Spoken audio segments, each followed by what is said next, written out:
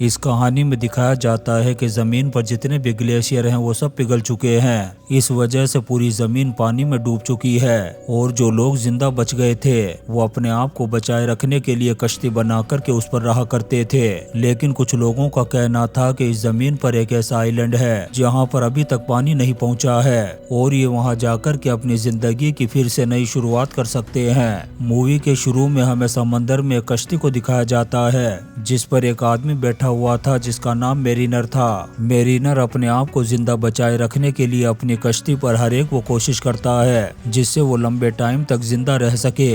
दरअसल समुद्र का पानी खारा होने की वजह से वो उसे नहीं पी सकता था, इसलिए वो अपने पेशाब को प्यूरिफाई करके उसे पिया करता है और खाने में वो समुद्र की मछलियों को पकड़ करके खाया करता है जिसकी वजह से वो अभी तक जिंदा बचा हुआ था। मेरीनर जब थोड़ा आगे जाता है तो उसे समंदर में एक दूसरी कश्ती दिखाई देती है। तब वो उसके करीब जाता है ताकि उसे मदद ले सके, लेकिन वो दूसरी कश्ती का मालिक उसकी मदद करने से साफ मना कर देता है। तब मेरीनर उसे समुद्र का कानून याद दिलाते हुए कहता है कि जब मुसीबत में दो कश्तियां आपस में मिले तो दोनों को एक दूसरे की मदद करनी चाहिए। लेकिन फिर भी उस कश्ती का मालिक मेरीनर की मदद करने से मना कर देता है और यहाँ से चला जाता है। थोड़ा आगे जाकर वो मेरीनर को माल्टा दिखाता है जो असल में उसने मेरीनर की कश्ती से ही चुराए थे और इसी वजह से इसने मेरीनर की मदद करने से मना किया था। तभी अचानक से हम कुछ समुद्री लुटेरों को देखते हैं जो यहाँ पर आ गए थे। मेरीनर तो उन्हें देख कर के फौरन यहाँ से रफू चक्कर हो जाता है, लेकिन वो लुटेरे उस दूसरी कश्ती के मालिक को पकड़ करके उससे सारा सामान लूट लेते हैं। इसके बाद मेरीनर जब थोड़ा आगे जाता है तो उसे एक तैरती हुई कॉलोनी दिखाई देती है।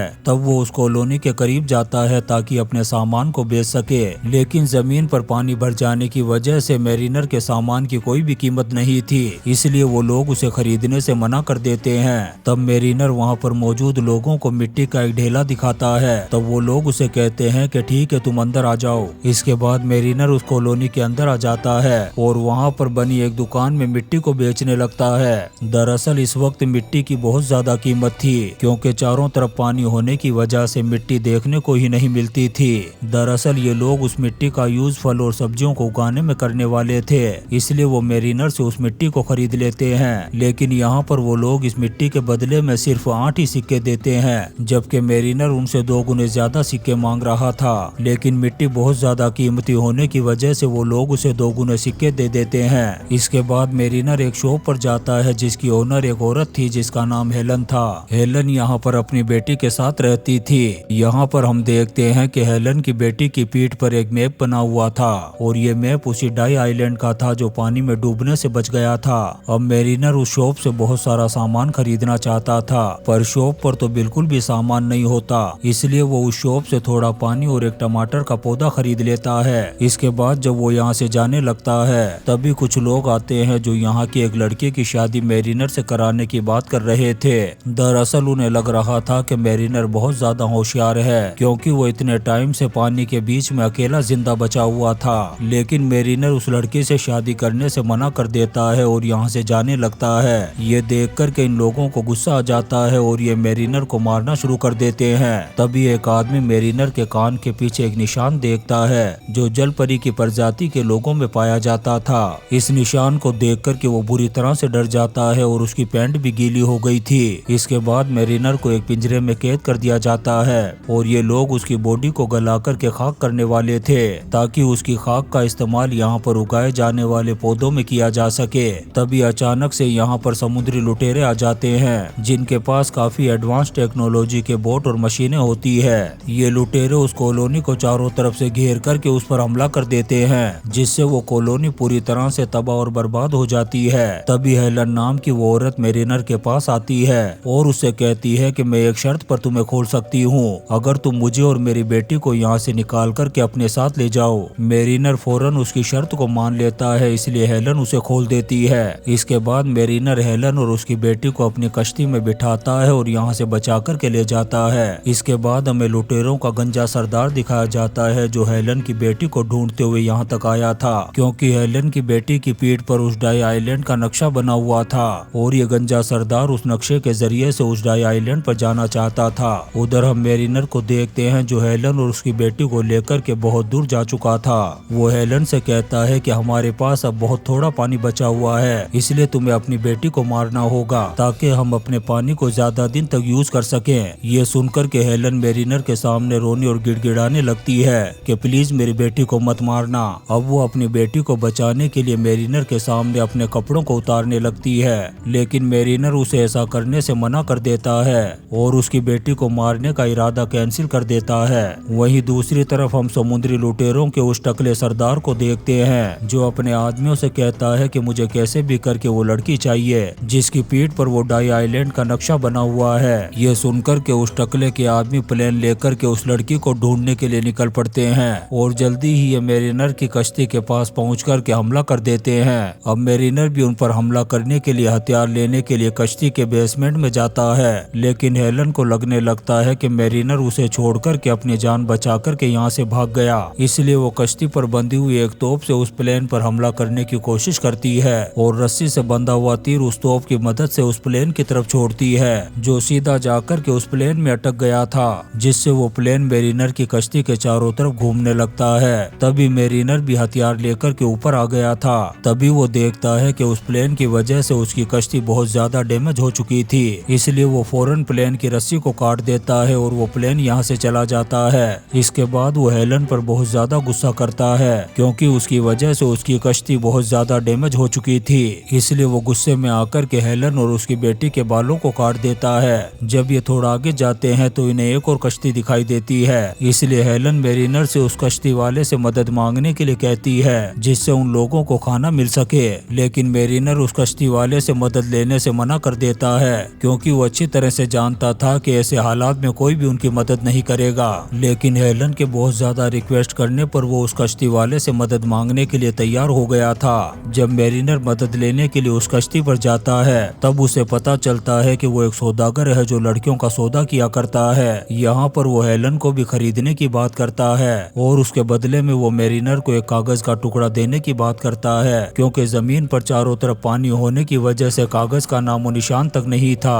मेरिनर भी उसकी बात को फौरन मान लेता है और उस सौदागर से कहता है कि तुम्हारे पास सिर्फ 30 मिनट है। ये सुनकर के वो सौदागर हेलन को लेकर के कश्ती के बेसमेंट में चला जाता है और उसे कपड़े उतारने के लिए कहता है। तभी यहाँ पर मेरिनर आ जाता है और उससे कहता है कि तुम्हारा टाइम अब खत्म हो चुका है। ये सुनकर के उस सौदागर का दिमाग खराब हो गया था, वो मेरिनर पर हमला कर देता है, लेकिन मेरिनर उससे बहुत ज्यादा ताकतवर था, इसलिए वो सौदागर का काम तमाम करके उसे पानी में फेंक देता है। अभी यहाँ पर मेरिनर को लगने लगता है कि हेलन और उसकी बेटी को बहुत ज्यादा भूख लगी होगी, इसलिए वो समंदर में छलांग लगाता है और एक बड़ी सी मछली को पकड़ कर के लाता है। फिर ये तीनों बैठ कर के उस मछली को खाने लगते हैं। अब ऐसे ही इनको साथ रहते हुए काफी दिन गुजर चुके थे, इसलिए हेलन और उसकी बेटी की मेरिनर से अच्छी दोस्ती हो जाती है। इसके बाद मेरिनर हेलन की बेटी को तैरना भी सिखाता है और अब ये तीनों एक फैमिली की तरह रहने लगे थे। फिर एक दिन मेरिनर की नजर समुद्री लुटेरों पर पड़ती है जो उसका पीछा कर रहे थे। तब वो सोच में पड़ जाता है कि आखिर ये लोग मेरे पीछे क्यों लगे हैं।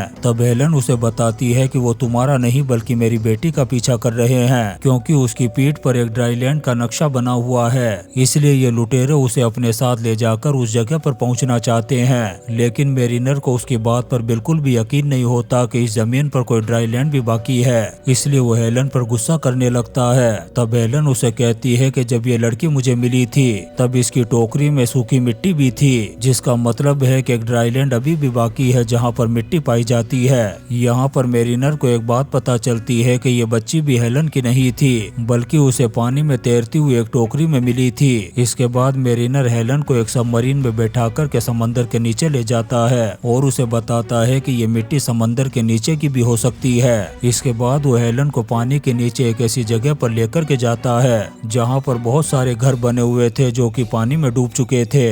दरअसल वो उसे ये बताने की कोशिश कर रहा था कि वो मिट्टी यहाँ की भी हो सकती है। जब ये लोग ऊपर आते हैं तो समुद्री लुटेरों को देखते हैं जिन्होंने इनकी कश्ती को घेर लिया था। उन लुटेरों का टकला सरदार इन लोगों को भी पकड़ लेता है। इसके बाद वो टकला सरदार इन लोगों से उस बच्ची के बारे में पूछता है, लेकिन ये उसे कुछ भी नहीं बताते। तब ये टकला सरदार हेलन और मेरिनर को जान से मारने का ऑर्डर दे देता है। ये सुनकर के वो बच्ची बाहर आ जाती है जो जहाज के नीचे छुपी हुई थी। अब बच्ची मिल जाने के बाद भी वो टकला सरदार हेलन और मेरिनर को मारने का हुक्म दे देता है। तब मेरिनर हेलन को लेकर के पानी में कूद जाता है। अब पानी के अंदर मेरिनर तो आसानी से सांस ले सकता था क्योंकि वो एक जलपरी की प्रजाति का था, लेकिन हेलन सांस नहीं ले पा रही थी। तब मेरिनर हेलन को अपने मुंह से सांस देने की कोशिश करता है। जब ये दोनों ऊपर आते हैं तो देखते हैं कि वो लुटेरे उस बच्ची को अपने साथ ले जा चुके थे और साथ ही उन लोगों ने मेरिनर की कश्ती को भी बर्बाद कर दिया था। अब मेरिनर अपनी टूटी हुई कश्ती के सामान को ढूंढने की कोशिश करता है।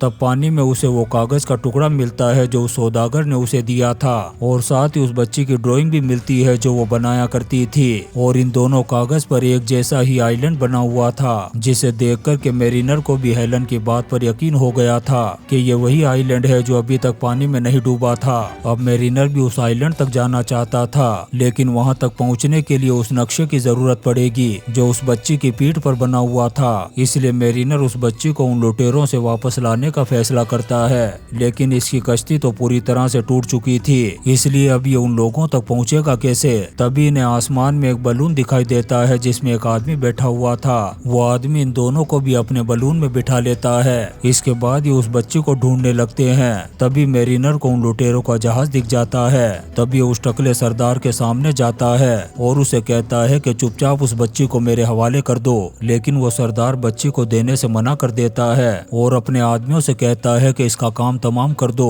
अब उस टकले के आदमी मेरिनर को मारने के लिए आगे बढ़ने लगते हैं। तभी मेरिनर एक जलता हुआ बॉम्ब जहाज के फ्यूल टैंक में डाल देता है, जिससे जहाज पूरी तरह से जलकर के तबाह हो गया था।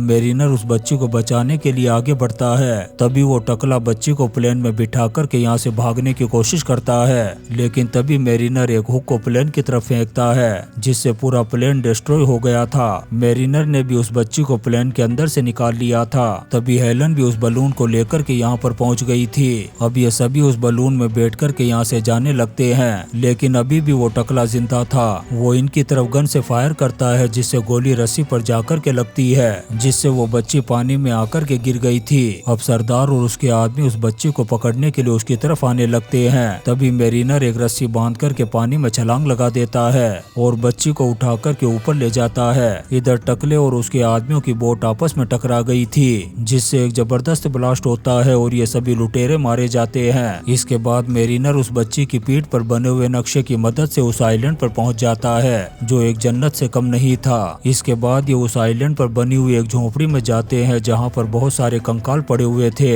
ये कंकाल इस बच्ची के पेरेंट्स के थे और यहाँ पर वो कलम भी पड़ी हुई थी, जिससे इस बच्ची की पीठ पर आइलैंड का नक्शा बनाया गया था। इस आइलैंड पर आकर के इनको बहुत अच्छा लगता है, लेकिन मेरिनर एक जलपरी की प्रजाति का था, इसलिए उसकी दुनिया आइलैंड नहीं बल्कि पानी के अंदर थी।